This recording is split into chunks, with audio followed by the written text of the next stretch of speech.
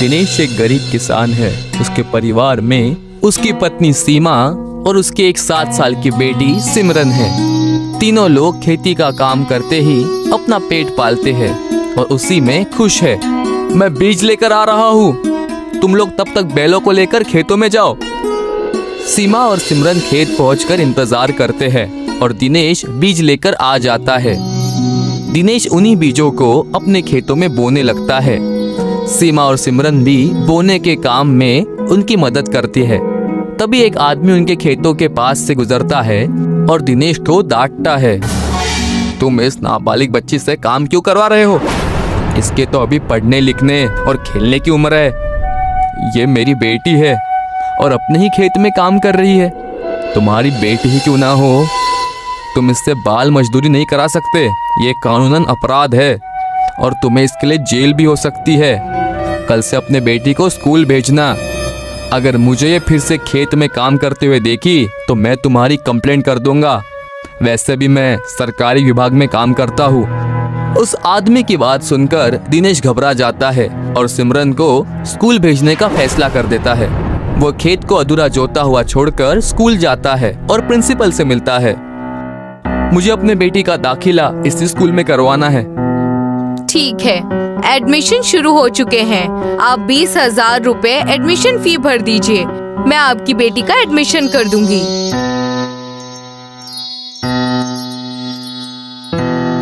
आप 1 हफ्ते में फीस जमा कर दीजिए, फिर एडमिशन बंद हो जाएंगे।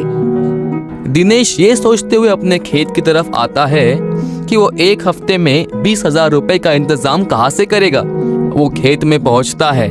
कहाँ चले गए थे अचानक से?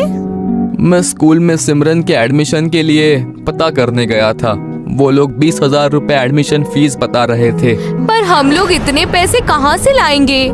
जो भी करना पड़े, बेटी का स्कूल में दाखिला तो करवाना ही पड़ेगा। और ये मैं जेल जाने के डर से नहीं कह रहा हूँ, बल्कि सिमरन के भविष्य के लिए भी यही ठीक रहेगा। कब तक वो हमारे साथ खेतों में काम करेगी? दिनेश अब पैसे जुटाने की हर एक कोशिश करता है। वो लोगों से उधार मांगता है, पर गरीब होने की वजह से कोई भी उसे उधार नहीं देता। वो अपने जमा किए हुए सारे पैसे जोड़कर देखता है। ये तो सिर्फ 3,000 ही है। 2 दिन निकल गए हैं। अगर जल्दी ही पैसे नहीं जमा पाया तो मेरी सिमरन इस साल स्कूल नहीं जा पाएगी। जब दिनेश के पास कोई रास्ता नहीं बचता तो अपने घर का अनाज बेचता है। क्या कर रहे हैं जी आप? अनाज बेच देंगे तो हम लोग खाएंगे क्या? अगर हमारे भूखे रहने से हमारी बेटी स्कूल जा सकती है तो मैं भूखा रहने के लिए खुशी खुशी तैयार हूँ। दिनेश अपने घर का सारा अनाज बेच देता है और उससे मिले पैसों से सिमरन का स्कूल में एडमिशन करवा लेता है और ये खुशखबरी घर आकर सभी को सुनाता है। दाखिला हो गया है। अब कल से मेरी बेटी स्कूल जाएगी और पढ़ लिख कर कोई अच्छी नौकरी करेगी। अगले दिन से सिमरन स्कूल जाती है, पर जैसे ही वो स्कूल पहुंचती है, वो देखो, उस लड़की ने कितने गंदे कपड़े पहने हैं। ये तो कहीं से भी स्टूडेंट नहीं लग रही है। इसको देखकर तो ऐसा लग रहा है कि ये खेतों में काम करने वाली कोई मजदूर हो। सिमरन ने वही फटे हुए और मिट्टी से सने कपड़े पहने हुए हैं, जिन्हें पहनकर वो खेतों में काम करने के लिए जाया करती है। तुम हमारे साथ मत बैठो, तुम्हारे कपड़ों से बदबू आ रही है। जाकर कहीं और बैठ जाओ। सिमरन को उस स्टूडेंट की ये बात बेहद बुरी लगती है और वो जाकर पीछे लास्ट बेंच पर बैठ जाती है। उसकी आंखों में आंसू है, पर वो अपनी आंसुओं को छुपाने की कोशिश करती है। स्कूल की छुट्टी होती है और एक मोटी लड़की सिमरन के पास आती है। तुम्हारे पास स्कूल ड्रेस नहीं है ना, इसलिए सभी तुमसे दूर भाग रही हैं। पर तुम फिक्र मत करो, मेरे पास मेरी पुरानी ड्रेस है। मैं वो ड्रेस कल तुम्हारे लिए लेकर आ जाऊंगी। सिमरन को लगता है कि वो लड़की उसके साथ मजाक कर रही है। किसी की बात पर ज्यादा ध्यान मत देना। जब मैं शुरू में आई थी तो मोटी होने की वजह से सभी लोग मुझे बहुत चिढ़ाते थे। तब मैं भी बहुत रोई थी। पता है ये लोग मुझे क्या कहकर चिढ़ाते थे? क्या कहते थे? मोटी भैंस। हाँ, तुम्हारा मूड ठीक कर दिया ना?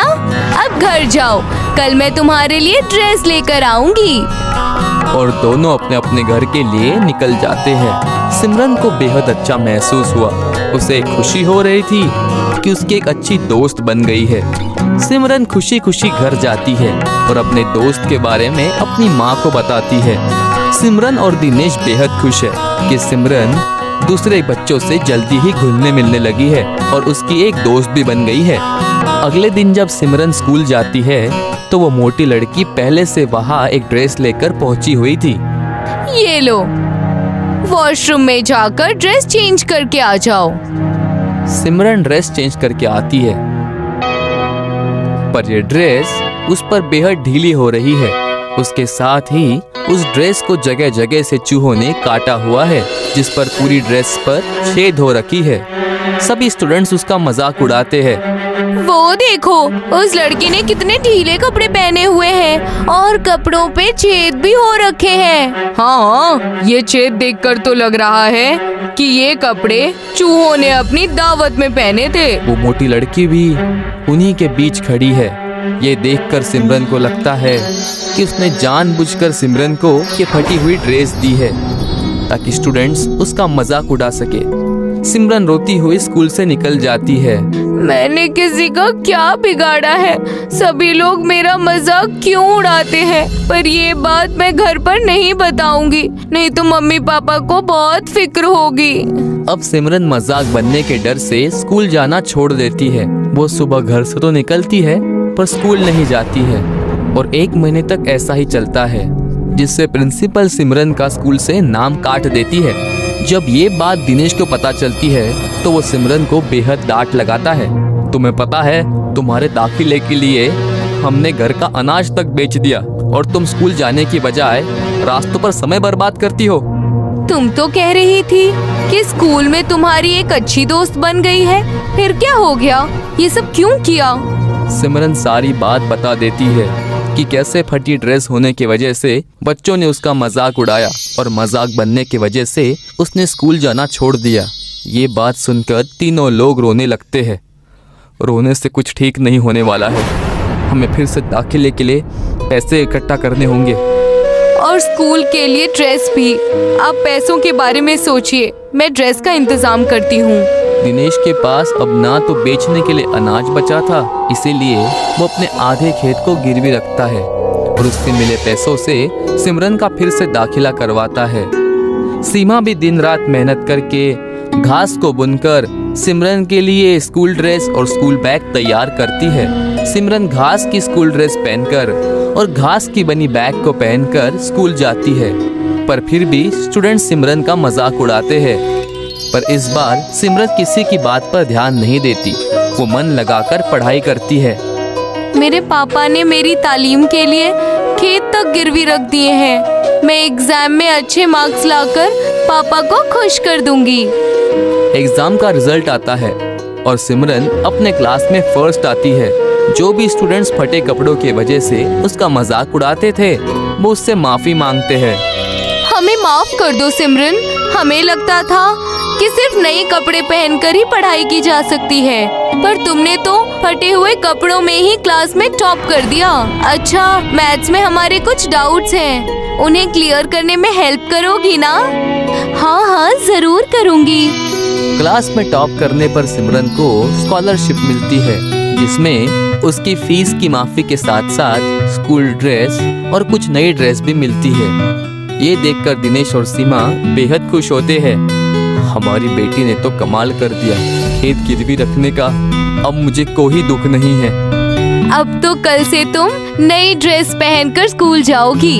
नहीं माँ, मुझे आपकी बनाई हुई ये घास की ड्रेस ही पसंद है। इसी ड्रेस को पहनकर मैंने क्लास में टॉप किया था और इसी ड्रेस को पहनकर मैं आगे की पढ़ाई भी करूँगी। सिमरन घास का ड्रेस पहनकर स्कूल जाती है।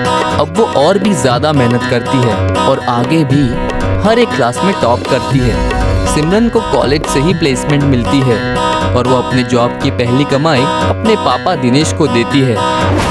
ये लीजिए पापा, आज मेरी फर्स्ट सैलरी आई है।